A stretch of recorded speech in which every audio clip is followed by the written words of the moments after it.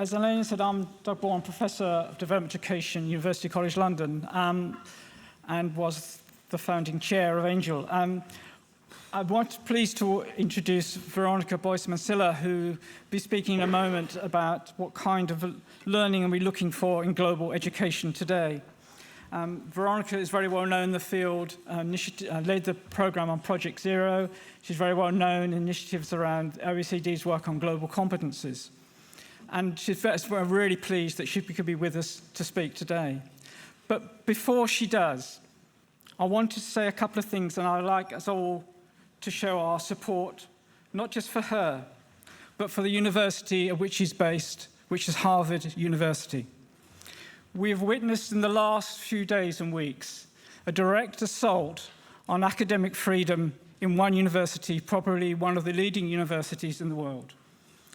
I heard overnight there's plans to give no more visas to international students at Harvard University. The whole sense behind this initiative is a direct assault on academic freedom and education. So what I'd like us all to do is to stand and show our solidarity with Harvard University today. Thank you, everyone.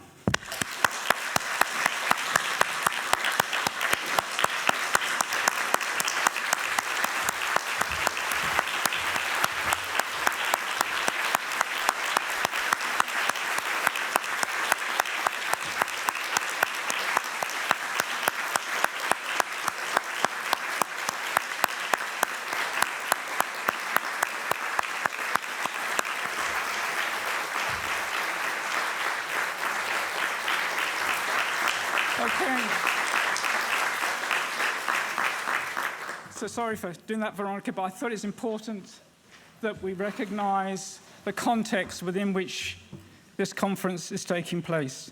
So without further ado, I'd like to introduce Veronica for her presentation. Thank you very much. Thank you. Thank you so much, Doug. Thank you all for this incredibly moving moment of connection. I want to begin by saying that every single human being who would like to visit our university is more than welcome. We will embrace you, we will hug you, we will think with you, and it's quite ironic because I must say that internally at the university, we're the first critics of what we do. We're permanently trying to change, permanently trying to be in check with ourselves and assumptions and power relationships. But today is a moment of pride. And today is, for me, a moment of enormous gratitude for what you just did. Thank you. Thank you very much. All right, so what kind of learning are we looking for? And how might we think about this at this issue? I'd like to sort of begin also by thanking you, thanking Liam, thanking Doug, thanking everybody for this invitation.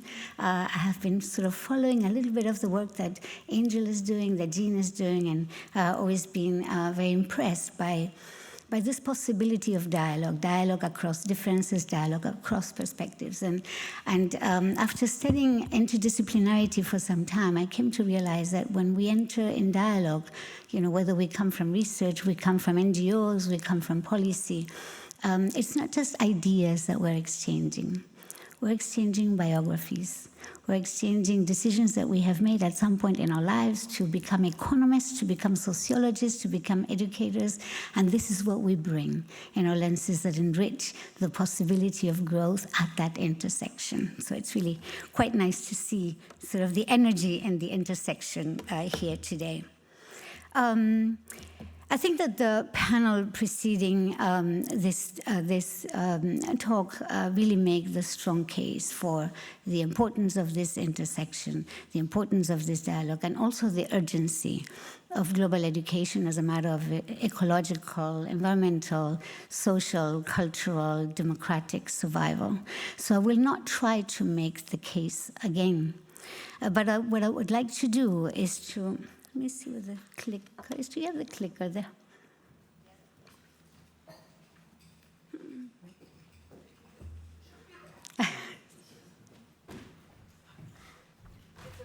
Yeah, but.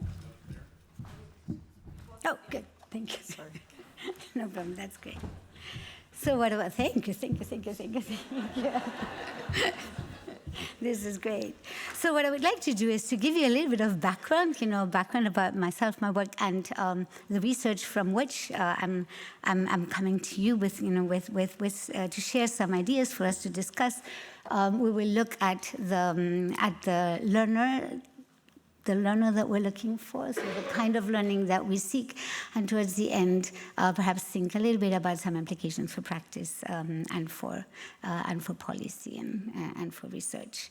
So, beginning with a little bit about me, I was born in Argentina, and I happened to grow up and enter the university. Many of you are students or faculty at universities. Enter the university right at the moment in which the end of a very, very harsh dictatorship was taking place.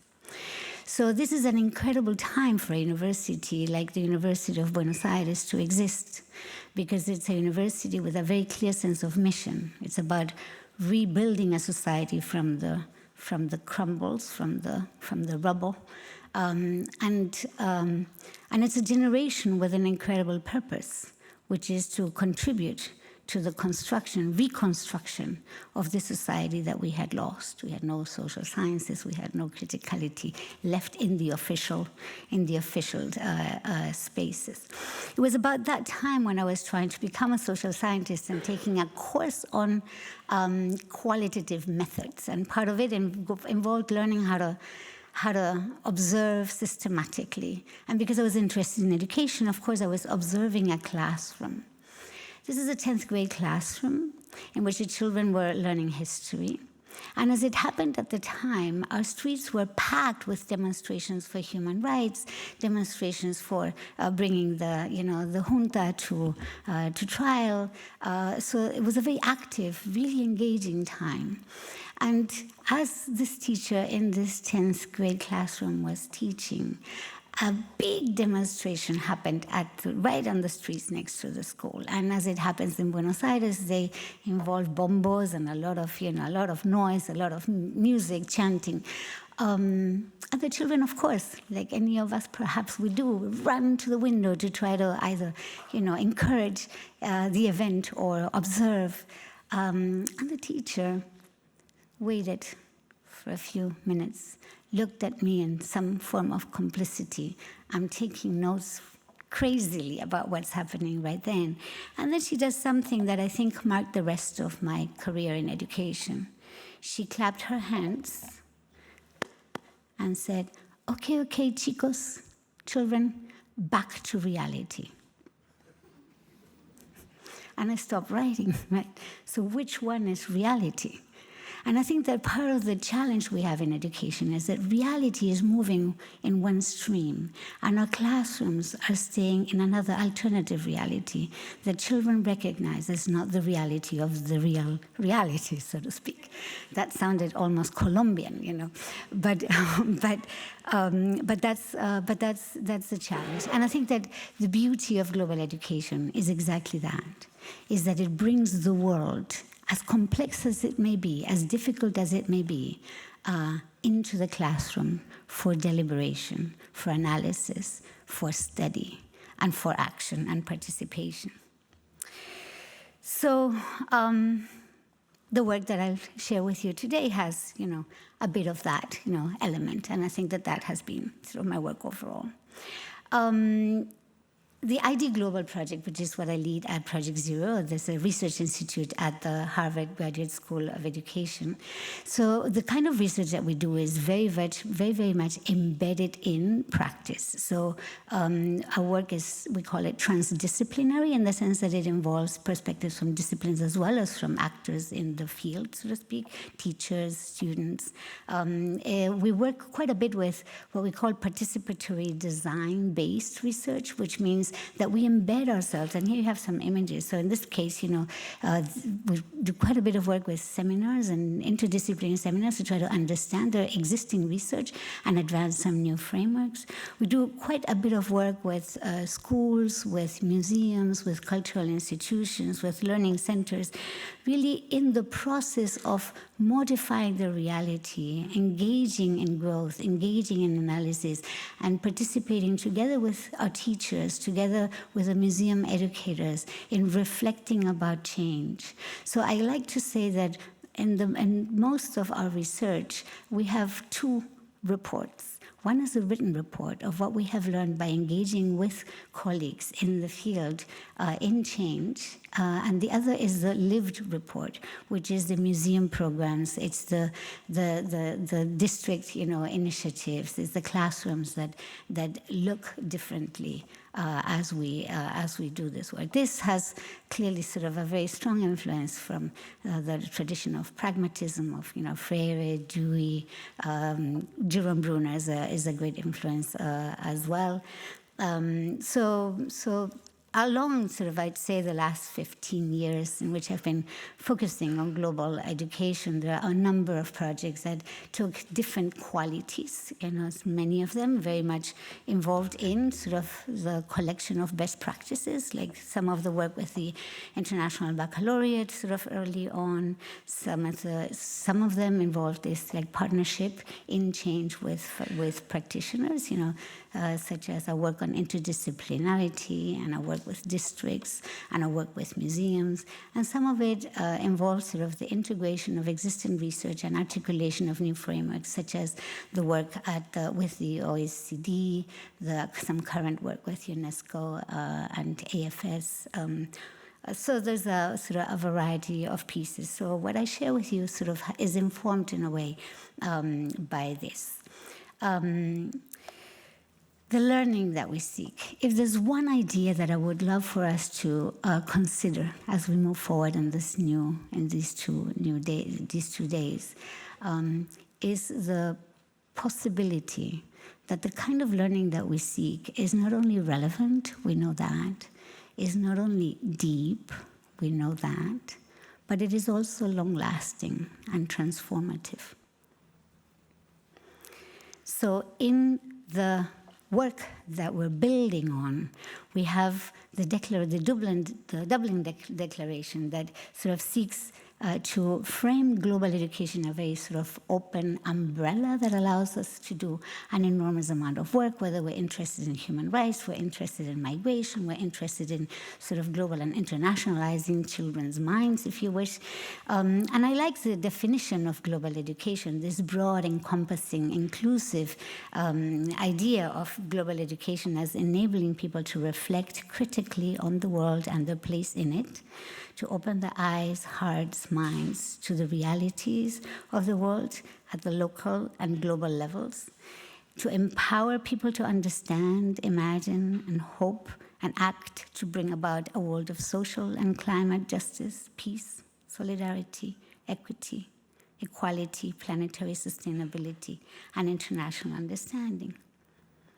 I continue reading. It involves respect for human rights and diversity, inclusion, and a decent life for all, now and into the future. Global education, the Declaration states, encompasses a broad range of educational provisions, formal, non-formal, informal, lifelong, life-wide. And we consider it essential to the transformative power of and transformation of education. So this is a very broad and aspirational description of the kind of work that we're hoping to do. I think it's a very well-framed description, because not only does it address the kinds of habits of mind and heart that we might want to cultivate among young people, but also the kinds of societies that we're looking for.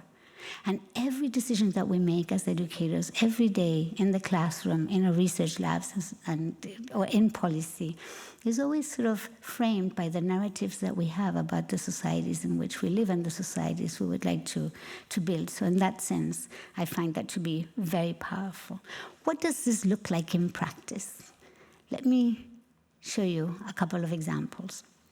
what does this kind of global learning might look like in practice? Because part of the challenge that we see is that we have declarations, we have our policies, we have our teacher professional development, and what we hear permanently is, okay, so how do we do it?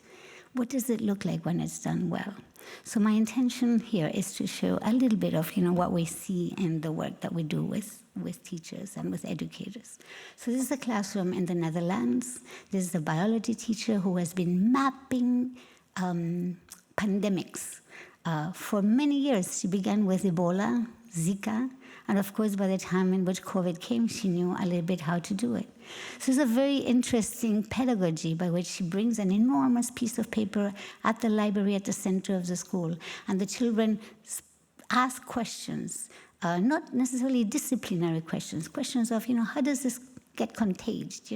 Who is responsible? Who's affected? What are the policies and so forth? And then they go into disciplinary understanding to try to find some of the responses, some of the answers to that. So this mapping pandemics is one of the practices. In this particular case, you see children young people who are trying to understand in mathematics, sort of logarithmics, functions, linear and non-linear functions. But it so happens that the teacher hears on the radio, very much like looking out the window, hears on the radio this construct of planetary capacity, right? So how many people can a planet hold? And he brings that as the theme in which, the context in which these young students are going to be learning their math. So it's an entirely different way of thinking about math, because it's math as a tool for seeing more, for making informed decisions, and therefore in this particular case, to then interact with other people, other young people in other countries, to look at questions of, population control, family planning, and so forth. In this particular case, just in case for some of the folks that at some point said, oh, you cannot teach global competence or global education in the early years, the children are too little to be tackling complex and difficult issues.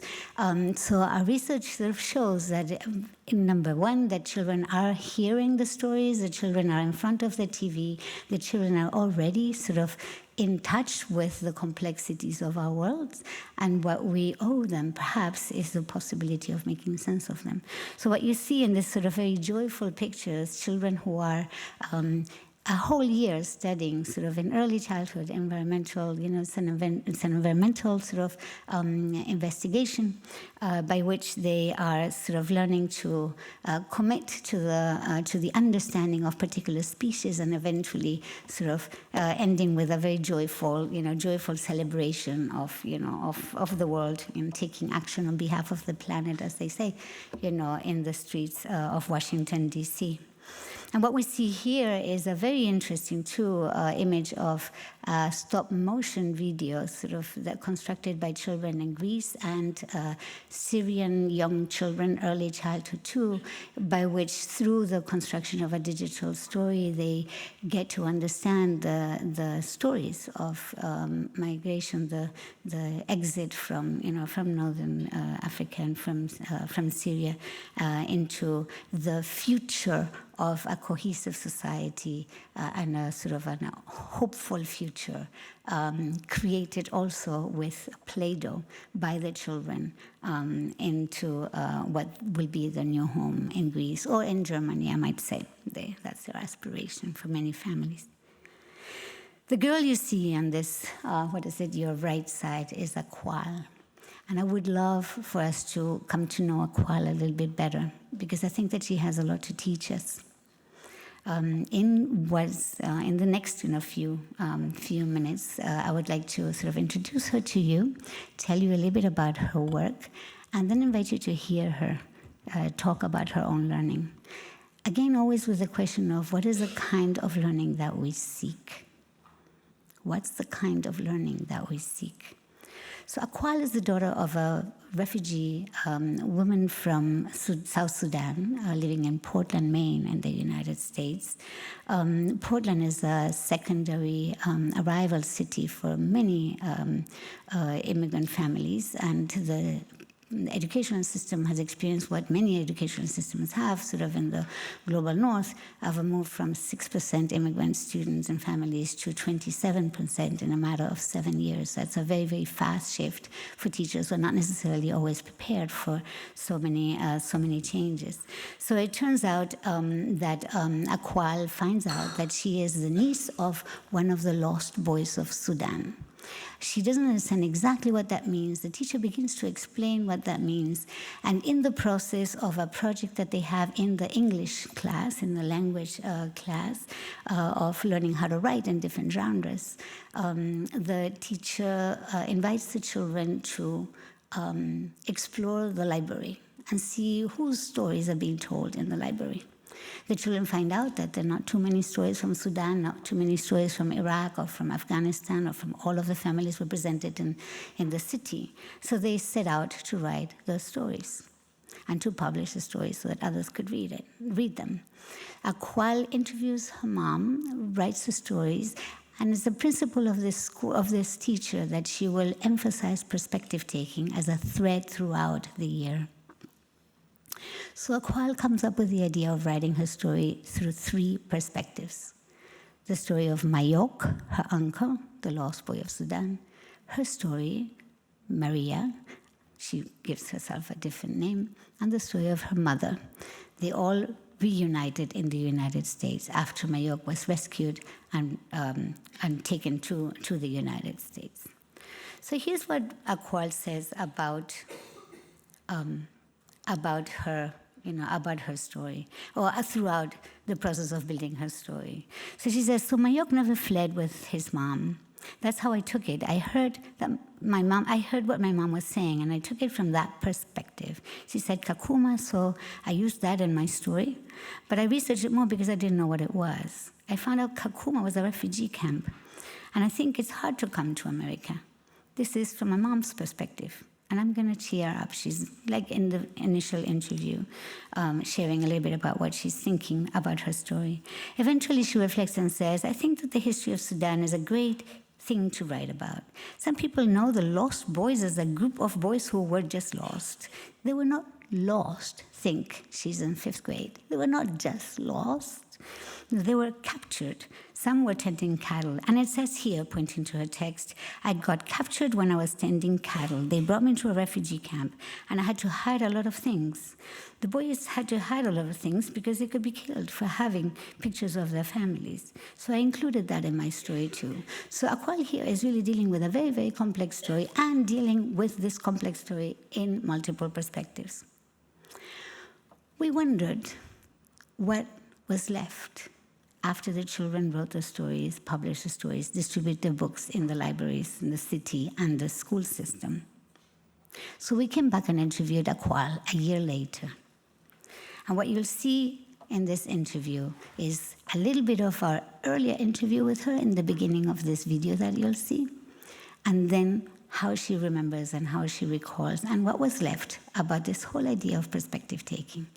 What I would love to do is to invite you to keep in mind the question of what kind of learning do we seek, and really try to see what calls your attention about the learning that Akwal is showing a year after she had this experience that she's describing.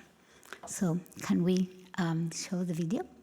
It has, in the beginning, the sound is a little bit tricky because she's listening to another interview, and it has some German translation. I hear that the German translation is not perfect, so if you prefer to hear the English, that's great. Can I ask you a question? Sorry, what gave you the idea to write it from these different perspectives in the first place? I learned in reading class. Yeah. My homeroom teacher and my reading teacher too. If you want me to pause, if you want to say something, let me know, and I can stop it. The teacher next door stopped it, and they were talking about perspective, and I really didn't know what a perspective was. Pause it? Yeah. I remember now. I remember. It was a day when Miss Melton and Miss Smith were talking about perspective, and they read a book, and I was like, whoa, what are these perspectives? I don't know the word. And so then I was like, what if I put this in my story and had different perspectives of people that they wouldn't know they could tell whose perspective it was because I had bold letters saying Maria's perspective, John's perspective, Mary's perspective. My voice. I remember that day, and then Miss Mountain said it would be a good idea if I did that. I remember, and Miss Smith said it would be a good idea.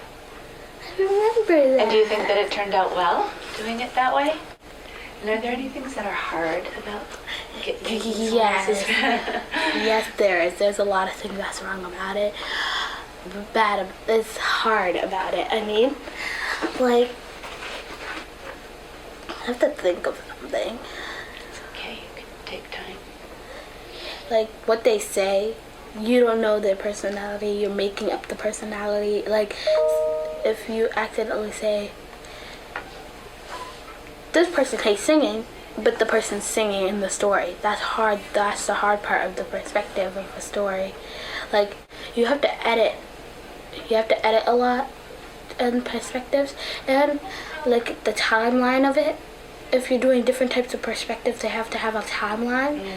Like, my story, in the beginning, I had a timeline when, like, after Majok left, Mary was talking and talking 30 days after. So I wanted it to be like, here's his whole perspective, this is his whole story. And I wanted to mix it around. In reading in LA class now, I'm the best person in that class to do perspective work. Like, this all started just in 5th grade. And I would love to thank those teachers for that. I would love to thank Miss Smith and Miss Norton for teaching me that. Perspective work is really important in life, though, because you will find out how it is to be in that person's shoes and how they want to. Like, for example, if a bully's picking on someone, you don't know how they feel in their shoes. You don't know what they're going through. You don't know anything about them, but you're picking on them, and that's just making them stress. And so if you're writing about that person, you know how they feel.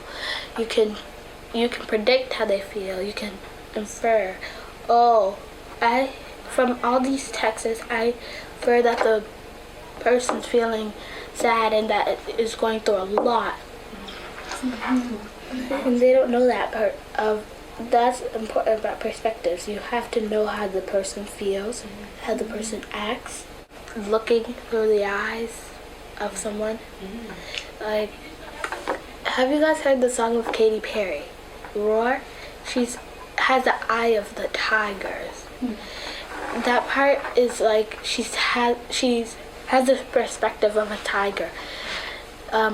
You can see through your eyes and see their perspective. From a perspective, you can act like a person, that person, like for a whole day, and you'll see the perspectives of it. Like in the music video of hers, she says, "I got the eye of the tiger, the fire, dancing through the fire." She has the perspective of the tiger, and you know that by what she's saying. And she's like, "And you're gonna hear me roar." And that's a perspective.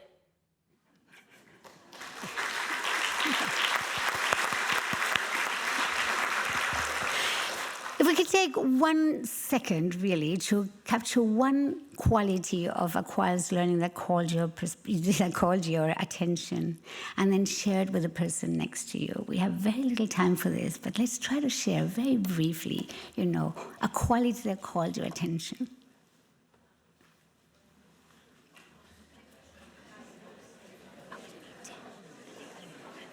I need like...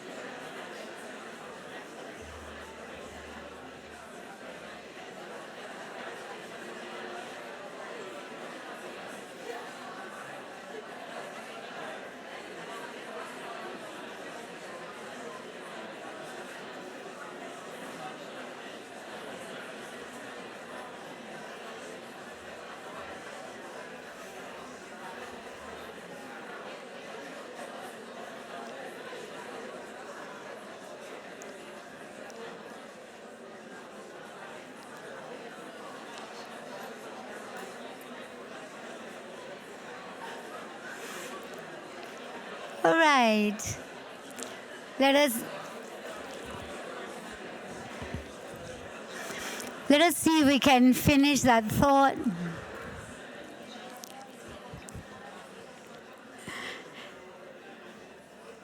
Let's see if we can finish that thought. Excellent. And if we can sort of, in a more or less agile way, raise our hands and try to collect sort of observations, what called our attention, and brief phrases so that we can all sort of construct a collective picture of the qualities that we seem to appreciate about our qual. Hands up if you have an idea.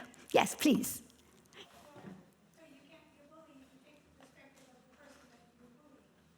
Even the perspective of the bully, that's a tall order, right? Yeah, thank you, you noticed that. What else? Yes. Empathy in so many rich ways, right? Excellent. What else? Yes. I was thinking that this notion in design that sometimes if you walk in other people's shoes, the risk is to steal them.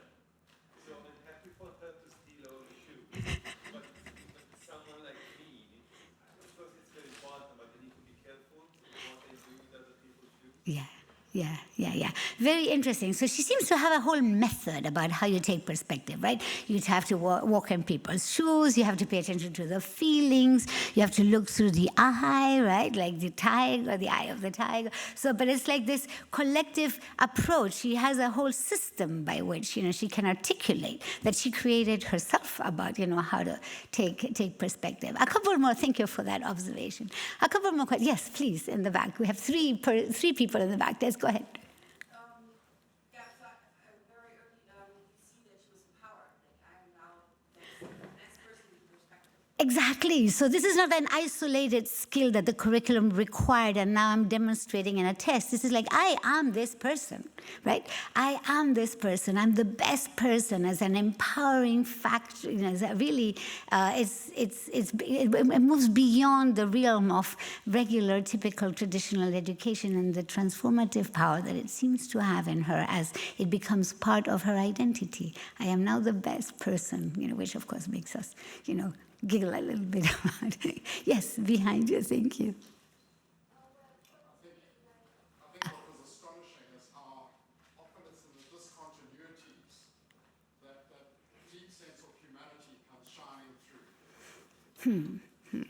The complexities of her life, her life experience. I heard, some folks, what she brings, which is so complex, right? Yeah, thank you for that. Yes, and right behind you, there was somebody else.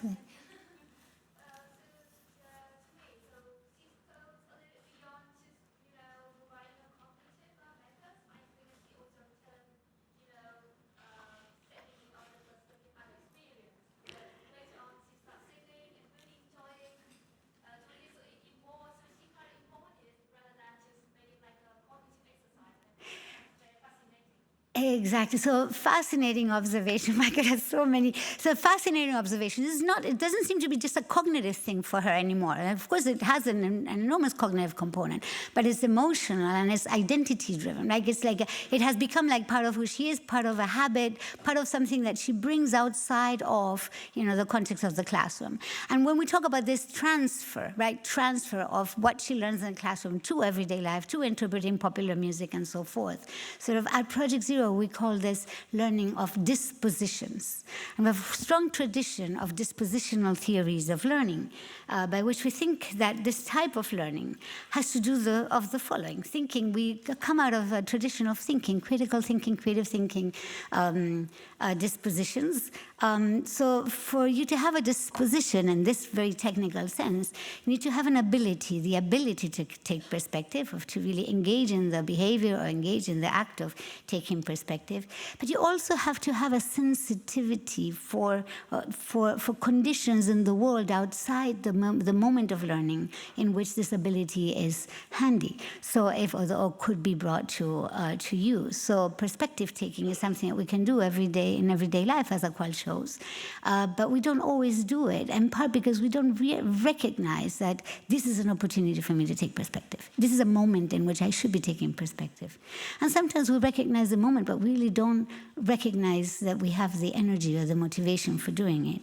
So we call it an inclination or motivation to take in perspective, or to being, taking a critical stance, or to reason with evidence, or to identify injustices. So in sort of the work that we do, at least, and I would like to bring it to you simply as a point of conversation, we really aspire for a type of learning that is dispositional, in this technical sense of dispositional, in which you're blending sort of multiple, we don't distinguishing as sharply between like the skill, the knowledge. So it's really dispositional in the sense of habits of mind that can be applied in a variety of disciplines, in a variety of contexts, in everyday life, and that become part of who we are.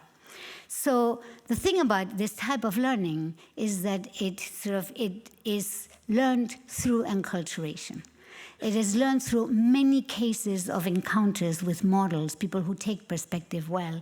It is learned through projects over and over in which perspective taking becomes, the core theme across, through a culture, a classroom culture, in which it was impossible to walk into a classroom without noticing that there was something going on about perspectives.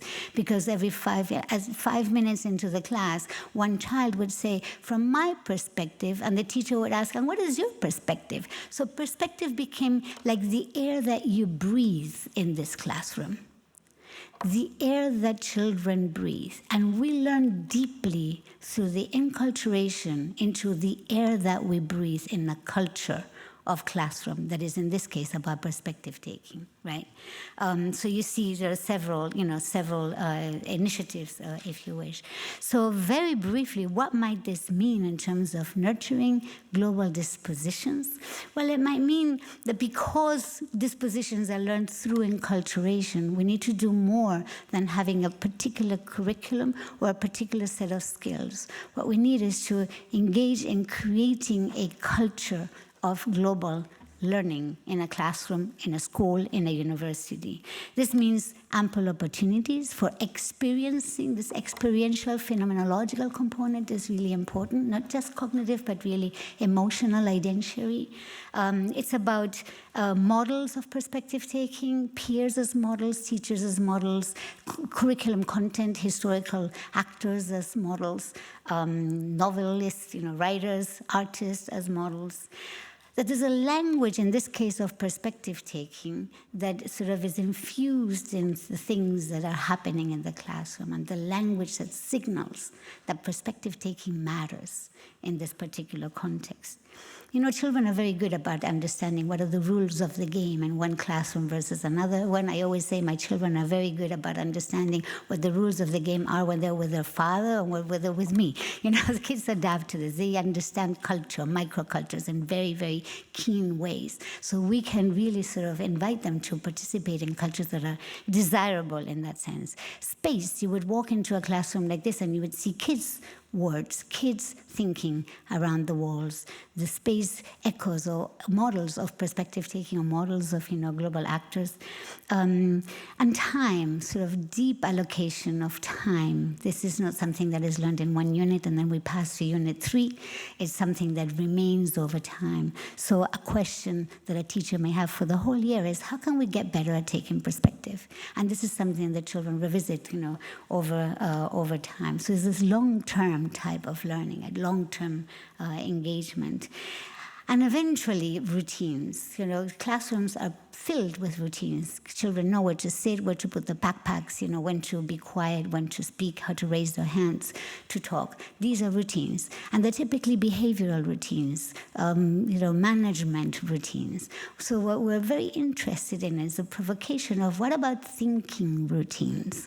What about making perspective taking a routine? What about making global thinking a routine? What if, for everything that we teach, we ask 3 questions? How does this matter to me? How does it matter to my people? How does it matter to the world? What if, for everything we teach, we ask the question of, what makes you say that? What if, across everything we teach, is that we ask the question of, what might be another perspective on this?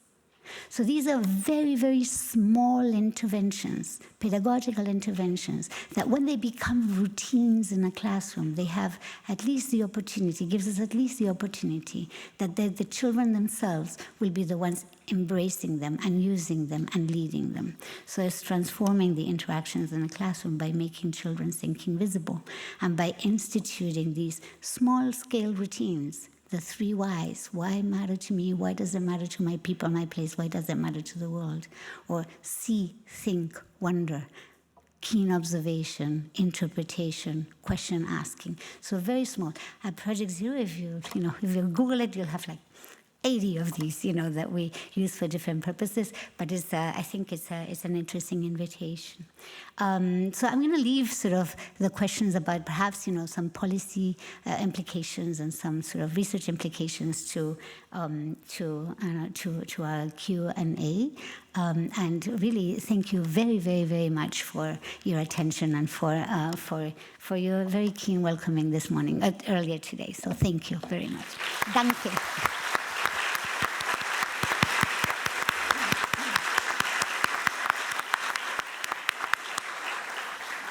Thank you, Veronica.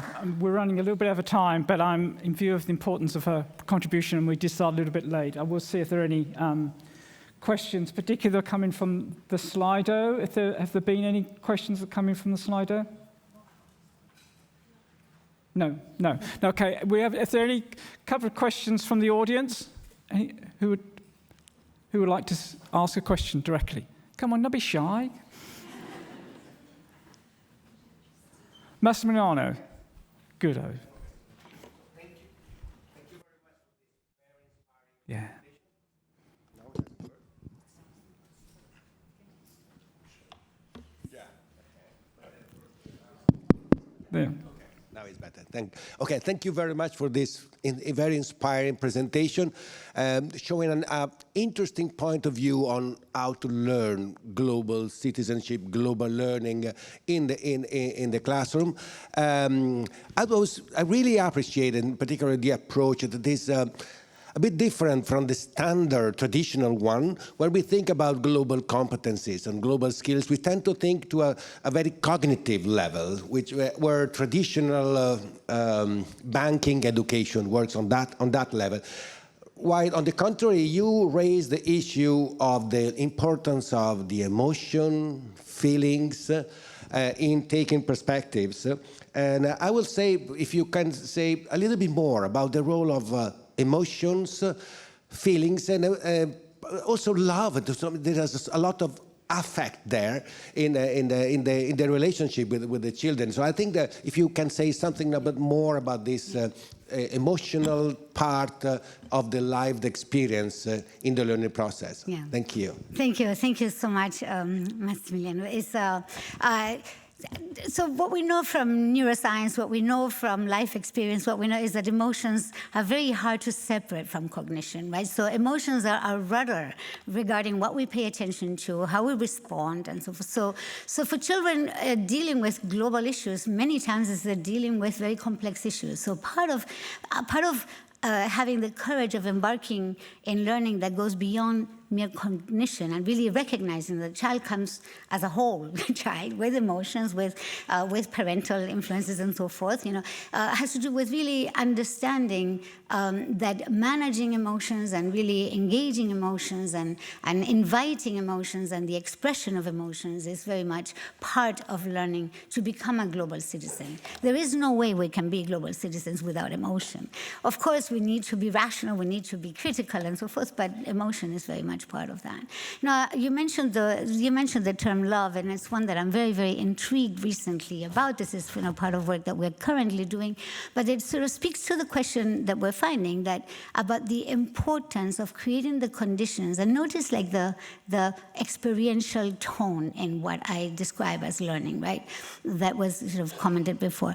We found that by looking at early childhood and looking at how children, very young children, can become sort of more inclined toward caring for the planet, caring for other people, and so forth, we might need to do what one teacher once described as inviting the children to fall in love with nature.